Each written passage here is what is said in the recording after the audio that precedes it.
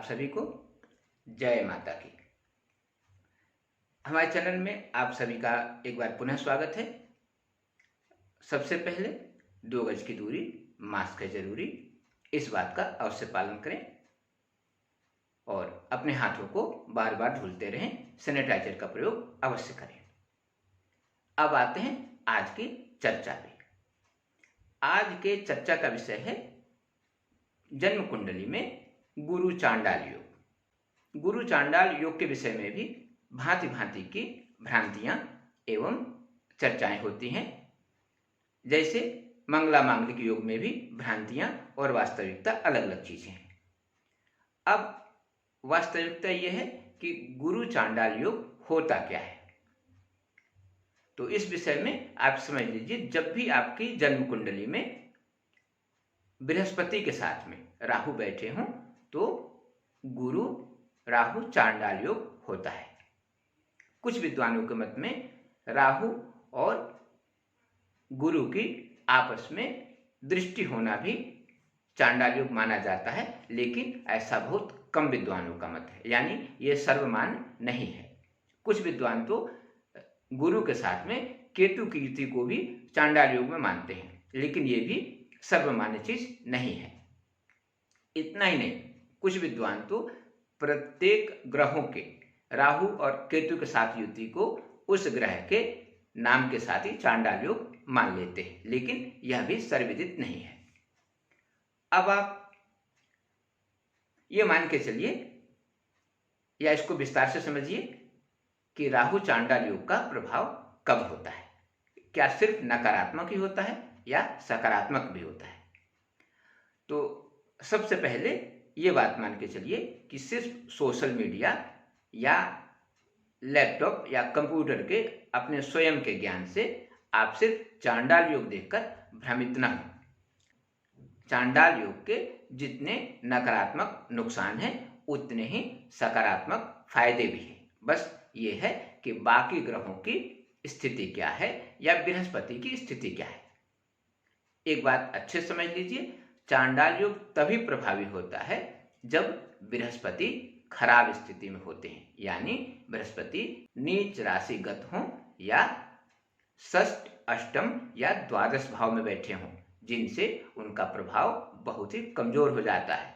इसके साथ ही यदि बृहस्पति वृद्धावस्था या बाल्यावस्था यानी उनके अंश न्यूनतम या आखिरी क्षणों में हो, तब भी बृहस्पति कमजोर होते हैं और वो नकारात्मक प्रभाव बढ़ जाता है। इसके साथ ही राहु और गुरु के साथ ही किसी पापक ग्रह की युति भी बृहस्पति को कमजोर करता है और उस स्थिति में भी चांडाल योग और भी प्रभावी हो जाता है, यानी नकारात्मक प्रभाव और बढ़ जाता है। अब ये समझते हैं इसका ऊपरी तौर पे प्रभाव क्या होता है। एक बात समझिए, बृहस्पति आध्यात्म, ज्ञान, विज्ञान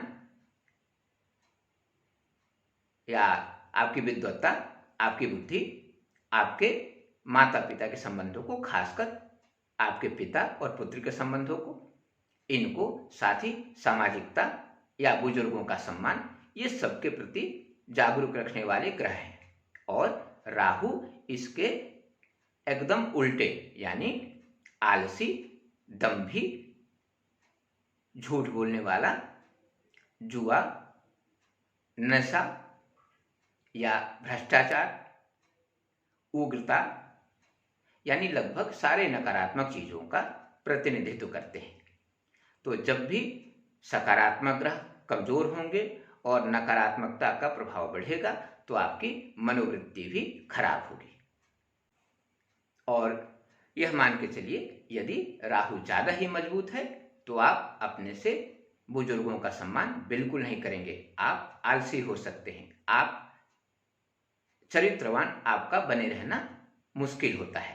इतना ही नहीं, आप किसी प्रकार से भी धन अर्जित करना चाहेंगे और उस धन का सिर्फ ऐशो आराम के चक्कर में बर्बाद भी कर देंगे। इतना ही नहीं, नशाखोरी आपको झटके से जकड़ सकता है। साथ ही अपने कार्य सिद्धि के लिए आप किसी हद तक झूठ बोल सकते हैं। इतना ही नहीं, हेरा फेरी भी कार्यों से आप परहेज नहीं करते हैं। लेकिन ये ध्यान रखिए, ये तभी होता है जब बृहस्पति एकदम ही कमजोर हो, यानी उनका प्रभाव बिल्कुल शून्य हो, और राहु अत्यधिक बलवान हो। तो आप इस बात को समझ गए होंगे कि यदि राहु अत्यधिक बलवान हो और बृहस्पति बिल्कुल ही कमजोर हो, तभी चांडाल योग का अत्यधिक प्रभाव होता है और व्यक्ति नकारात्मकता से ग्रसित हो जाता है। अब इसके राशि के अनुसार, यानी लग्न से लेकर और द्वादश भाव तक इस चांडाल योग के प्रभाव का आपके ऊपर कितना असर पड़ने वाला है, इसको विस्तार से समझते हैं।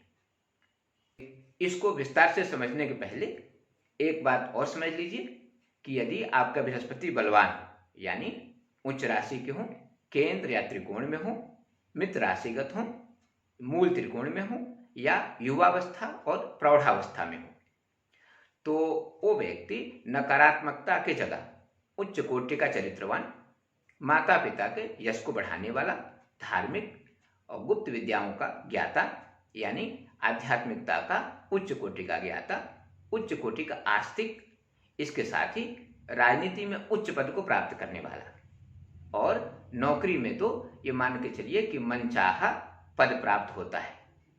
इसीलिए इसके साथ ही ऐसे व्यक्ति दीन दुखियों के लिए अपना सर्वस्व दान करने को भी तैयार होते हैं। शर्त एक ही है कि बृहस्पति बहुत मजबूत होना चाहिए, भले ही आपके कुंडली में चांडाल योग क्यों न बन रहा हो। अब एक एक भाव के हिसाब से समझते हैं कि इसका सकारात्मक प्रभाव और नकारात्मक प्रभाव क्या होता है। पहले चूंकि चांडाल योग ही है, पहले नकारात्मक भाव। यदि किसी भी व्यक्ति के लग्न में चांडाल योग बन रहा हो तो ऐसे व्यक्ति चरित्रवान बने नहीं रह सकते। इसके साथ ही ऐसे व्यक्ति अपने माता पिता का अनुसरण तो बिल्कुल नहीं करते हैं। इनके अंदर आलस कूट कूट के भरा होता है। अपने कुल के नाम को बढ़ाने के स्थान पर कुल के नाम को बदनाम भी कर सकते हैं। इसके साथ ही ऐसे लोग झूठ भी अत्यधिक मात्रा में बोलते हैं। इतना ही नहीं, इनकी उग्रता अचानक हिंसक हो जाती है। लेकिन यदि बृहस्पति अच्छे हों तो यही सारा नकारात्मकता, यदि बृहस्पति अच्छे हों तो यह सारा नकारात्मक प्रभाव सकारात्मक या आंशिक नकारात्मक ही रह जाता है। यानी ऐसे व्यक्ति चरित्रवान, कुल में श्रेष्ठ और अपने पिता का अनुसरण करने वाला हो सकता है। आलसी भी होंगे लेकिन न्यूनतम। अब इसके बाद आते हैं, यदि दूसरे भाव यानी आपके धन भाव में चांडाल योग बन रहा हो तो क्या प्रभाव होगा। ऐसा समझ लीजिए कि यदि बृहस्पति का प्रभाव कमजोर हो तो द्वितीय भाव का चांडाल योग आदमी को पैतृक संपत्ति बर्बाद करने के लिए प्रेरित करता है।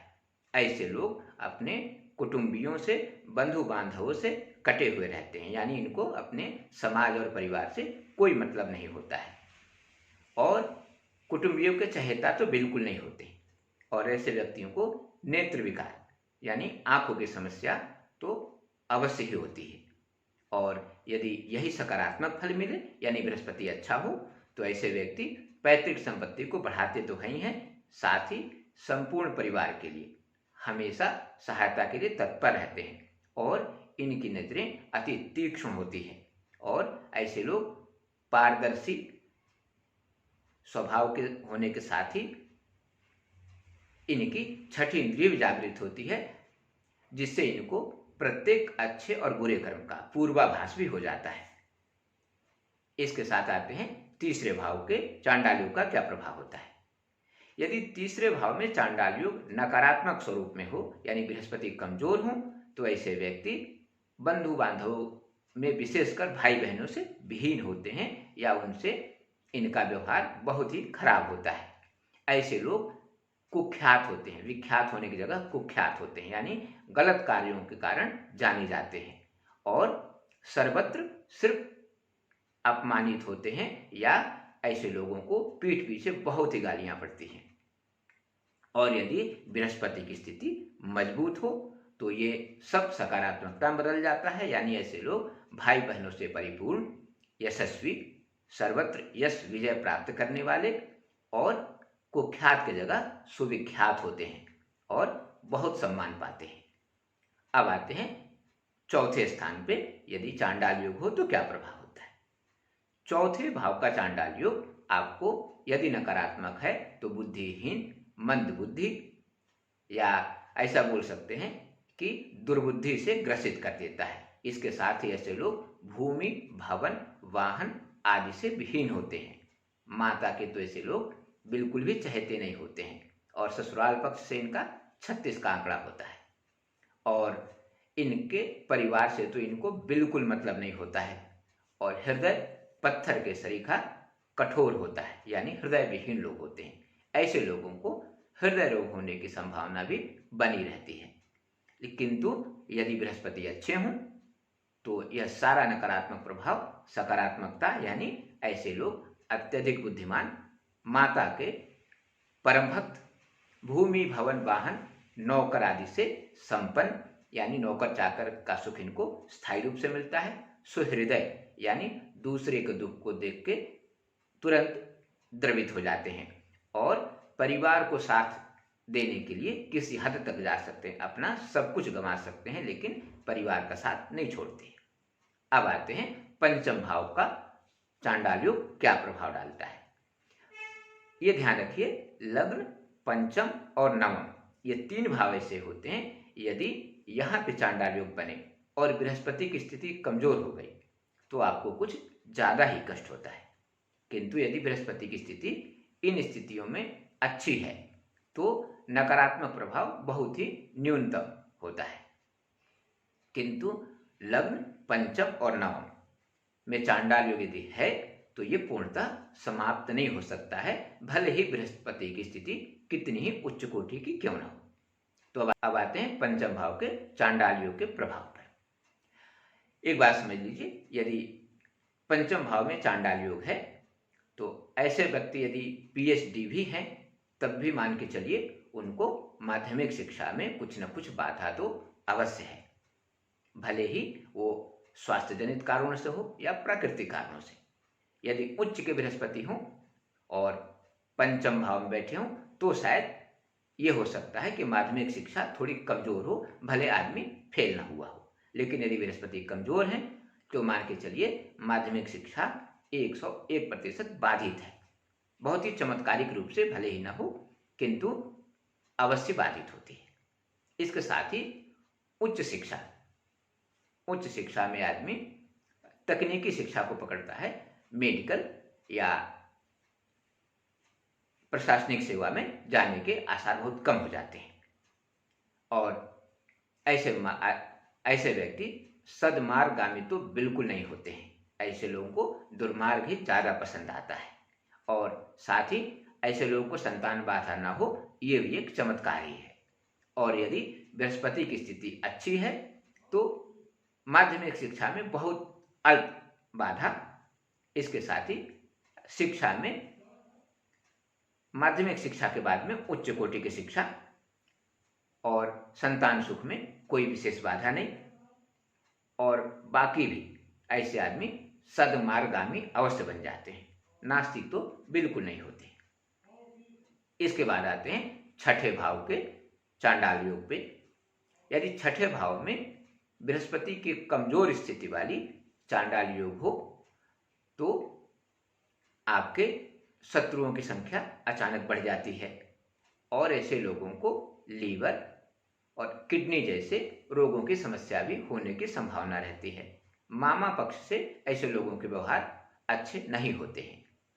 इसके साथ ही मान के चलिए कि कमर की समस्या भी, कमर दर्द या कमर से संबंधित समस्याएं ऐसे लोगों का पीछा नहीं छोड़ती हैं।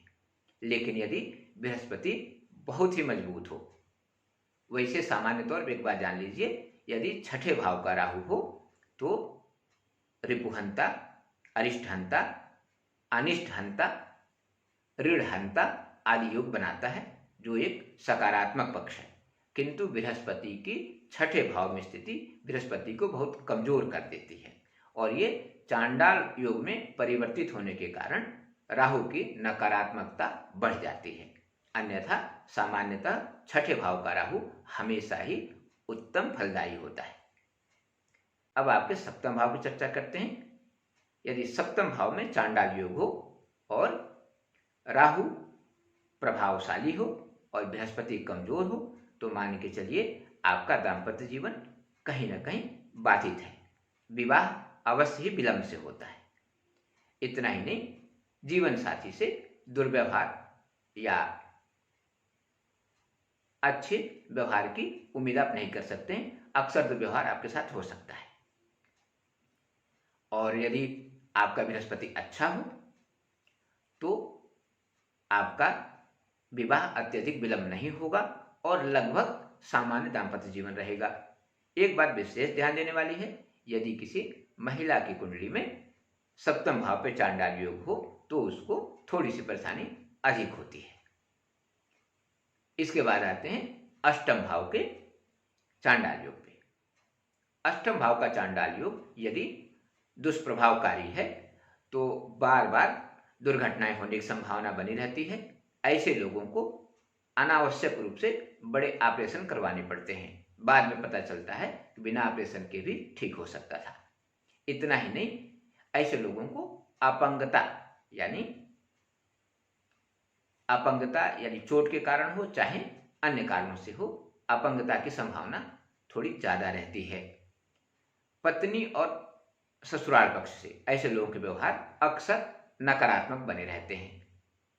और यदि स्त्री की कुंडली में है तो पुरुष वर्ग, खासकर ससुराल के पुरुष वर्ग से तो बिल्कुल ही अच्छे संबंध नहीं रहते हैं। किंतु यदि बृहस्पति की स्थिति बहुत मजबूत हो तो दुर्घटनाएं तो अवश्य होती हैं, किंतु कोई बड़ा चोट या गंभीर चोट नहीं लगता है।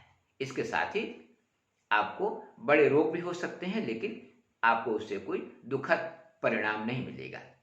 इतना ही नहीं, अपंगता की संभावनाएं भी बहुत न्यूनतम होती हैं। और ससुराल पक्ष से व्यवहार में तनाव तो आ सकता है, लेकिन बहुत ही विकराल स्वरूप नहीं होगा। अब चर्चा करते हैं नौवें भाव में यदि गुरु राहु चांडाल योग बना हो तो उसका प्रभाव क्या हो सकता है। आपको इससे पहले बता चुका हूं कि लग्न, पंचम और नवम इन भावों के चांडाल योग का थोड़ा सा दुष्प्रभाव तो आपको सहना ही पड़ता है। तो नौवां भाव भी कहीं ना कहीं आपके लिए थोड़ा सा गंभीर मसला है। यदि नौवें भाव पे चांडाल योग है तो आप आध्यात्मिकता के मार्ग पे नहीं चल पाते हैं। पिता के बताए मार्ग पर तो आप बिल्कुल चलना पसंद नहीं करते हैं। आपको दुनिया में सबसे बड़े मूर्ख आदमी आपको अपने बुजुर्ग या अपने पिता ही दिखाई देते हैं। इतना ही नहीं, आप बुजुर्गों का सम्मान भी नहीं करते हैं। और ऐसे लोग सामान्यतः आस्तिक नहीं होते हैं। तर्कशास्त्री तो आप हो सकते हैं, लेकिन आध्यात्मिक नहीं, क्योंकि आध्यात्म में तर्क का कोई जगह नहीं होता है। और यदि बृहस्पति बहुत ही मजबूत हो, यानी यदि उच्च राशि का हो, चाहे अपने मूल त्रिकोण का हो, तो आपकी समस्याएं आंशिक हो सकती हैं। यानी ऐसे लोग आध्यात्मिक तो होते हैं लेकिन धर्म भीरू हो जाते हैं और पिता के मार्ग पे चलने के लिए अपनी इच्छाओं का हनन कर लेते हैं।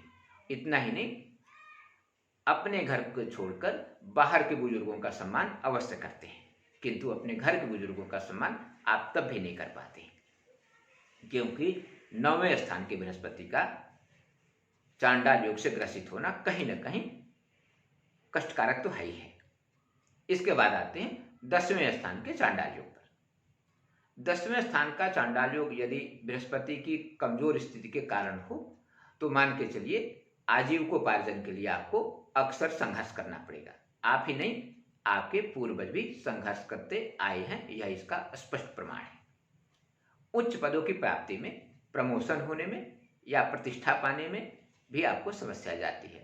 ऐसे लोग नैतिकता को हमेशा किनारे रख देते हैं, यानी नैतिकता की बातें इनको पसंद नहीं आती। ये अपने स्वार्थ सिद्धि के लिए अपने मार्ग स्वयं ही बनाते हैं, इनके सिद्धांत भी स्वयं के होते हैं। किंतु यदि बृहस्पति ठीक हो तो अचानक उच्च पद की प्राप्ति, या ये मान के चलिए आपसे ऊपर का पद अक्सर खाली रहता है और आप अपने योग्यता से बड़े पद को सुशोभित करते रहते हैं। और आजीविकोपार्जन की कोई कमी नहीं रहती है, भले ही लगातार उन्नति न हो, और आपको आपकी योग्यता से ज़्यादा या आपके कार्य से अधिक प्रतिष्ठा भी मिल जाती है और थोड़े से नैतिकता आपके अंदर आ जाती है। इसके बाद बात करते हैं 11वें भाव के नकारात्मक चांडाल योग का। ऐसे लोगों को धन लाभ तब भी होता है क्योंकि 11वें भाव के राहु भी सकारात्मक फल देते हैं, लेकिन यदि चांडाल योग में राहु की स्थिति मजबूत हो तो आपके पास धन लाभ तो होता है, लेकिन हमेशा गलत मार्गों से आप धन कमाते हैं, लेकिन जुआ, सट्टा, शराब आदि के व्यापार से, या जो नैतिक मार्ग नहीं होते हैं, सामान्य दृष्टि में, सामाजिक दृष्टि में जो नैतिक या उचित मार्ग नहीं होते हैं, उन मार्गों से आपका इनकम होता है और सामान्यतः सतत इनकम नहीं होता है। ऐसे लोगों के मित्र मंडली भी सामान्यतः उच्च विचारों वाले नहीं होते यदि राहु बहुत मजबूत है तो।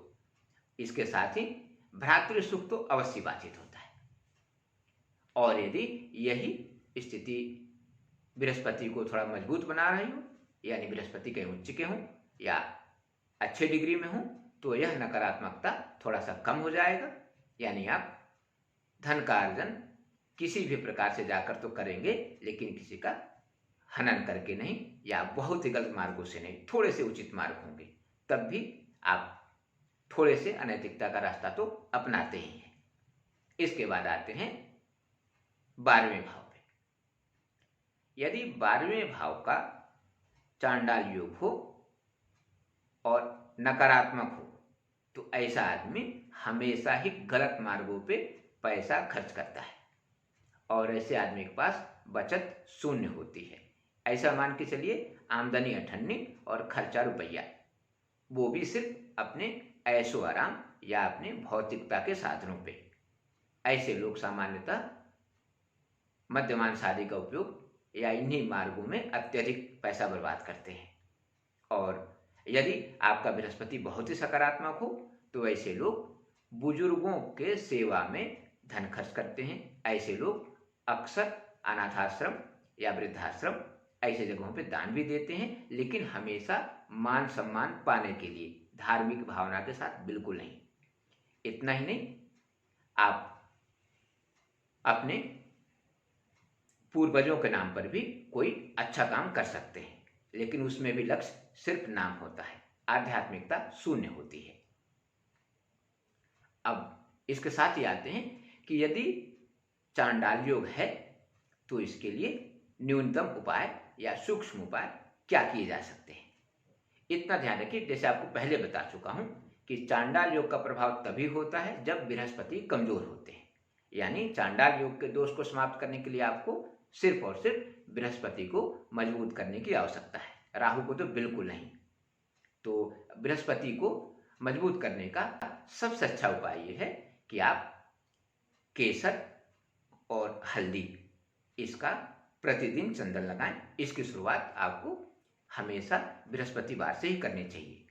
इसके साथ ही बृहस्पतिवार का यदि आप व्रत करें और उस दिन गुड़, चना और मुनक्का इसका भोग लगाएं और 108 परिक्रमा यदि केले की करते हैं तो शायद आपको चांडाल योग से अतिशीघ्र मुक्ति मिलेगी, या चांडाल योग का दुष्प्रभाव आपके ऊपर अति ही न्यूनतम रूप में कट जाएगा और आपको पता भी नहीं चलेगा।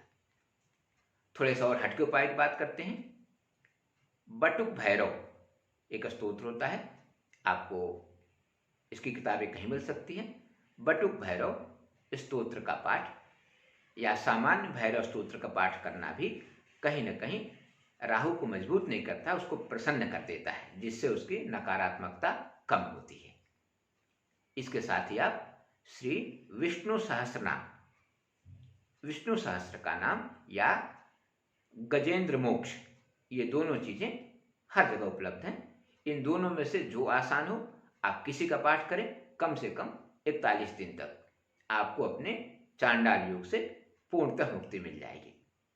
इसके साथ ही प्रतिदिन सूर्योदय के पूर्व चना, गुड़ और जल पीतल के लोटे में यदि पीपल पे चढ़ाएं।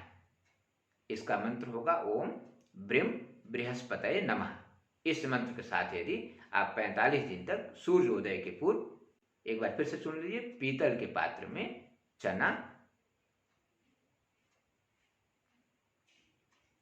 एक बार फिर से सुन लीजिए, पीतल के पात्र में जल, चना और गुड़, इनका यदि प्रतिदिन पीपल में अर्घ देते हैं आप, तो भी आपकी चांडाल योग की सारी समस्याएं स्वतः दूर हो जाएंगी।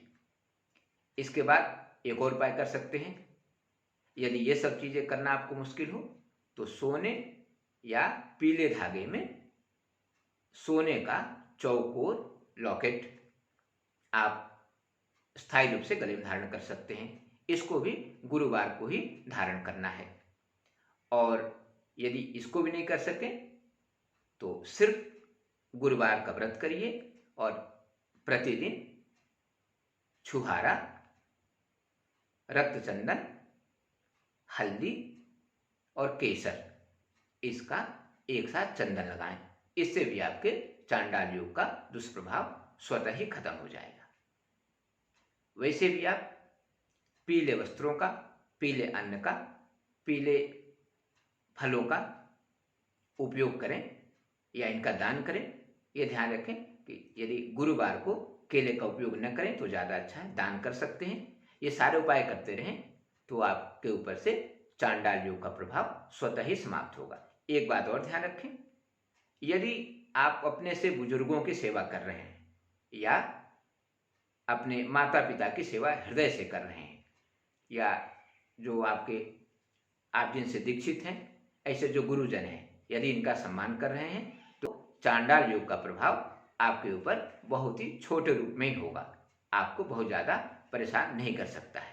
क्योंकि बुजुर्गों की सेवा, माता पिता की सेवा या अपने सदगुरुओं की सेवा से बृहस्पति अपने आप ही मजबूत हो जाते हैं।